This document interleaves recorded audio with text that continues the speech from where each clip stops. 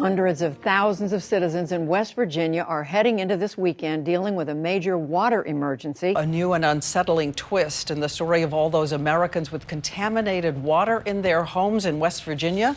We don't know that the water's not safe, but I can't say it is safe. Tonight, 300,000 people in West Virginia are being told to stay away from their tap water, not to use it for anything, cooking, bathing, washing, anything at all. Truckloads of water are being rushed to the capital of West Virginia for about 300,000 people.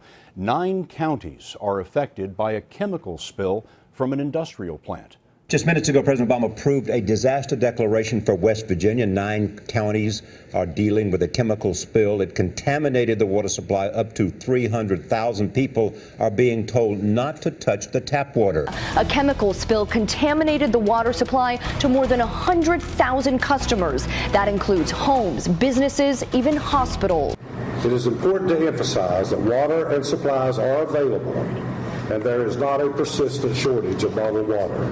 Extremely unfortunate, unanticipated, and we are very, very sorry for the disruption to everybody's daily life that this incident has caused. I was live on the air when the governor's first tweet went out basically announcing that this had happened. It was clear almost immediately that no one was prepared for something like that to happen. We take water for granted. We're rarely under water stress in terms of water quantity stress. We'd confirmed that yes, this came from the governor's office and it is a do not use order.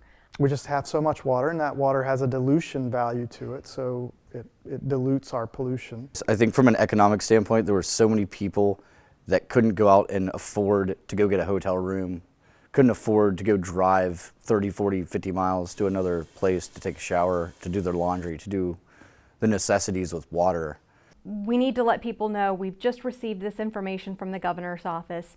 It's a do not use the water order for a number of counties in our viewing area. The less we protect, the more dependent we become on a very, very scarce resource, and the more vulnerable then we are to spills like this. This event started on Twitter with Governor Earl Ray Tomlin's initial tweet a little after 5:30 that day. And it became a Twitter event. It became a social media event. It's impossible to imagine what that situation would have been like without social media, especially Twitter. I mean, I think we jumped in following by the hundreds as the days went on. If residents in these areas aren't aware of it, or if it doesn't become part of what they're conscious of, it has less value. I was lucky. I had water, but that meant I was sort of ground zero for people who needed showers, who needed to fill up water bottles, for people who just kind of wanted a place where they could get away from the no water situation wherever they were and feel a sense of normalcy for a little bit. It was a matter of necessity, though. It had been days, and it's not like I could jump in the car and just drive away out of town to go find some water to use. Again, scientists are not exceptionally good communicators. We learn to communicate with scientists, which is great, very huge, very important in terms of driving science forward. Scientists communicate with each other and keep pushing each other forward as we make discoveries. But when we make that transition and try to communicate that information that we know is very valuable to the public, it can be difficult because we're not trained in those communication. You know, journalists aren't scientists necessarily. You know, we take what they say and try to distill it down, which is oftentimes really, really difficult work. It was difficult work during the chemical spill in Charleston.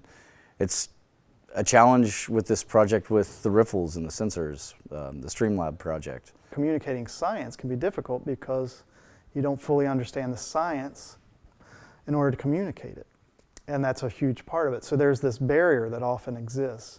So we didn't have a lot of information from the scientific community to start with to know, what are the effects? What are the potential hazards?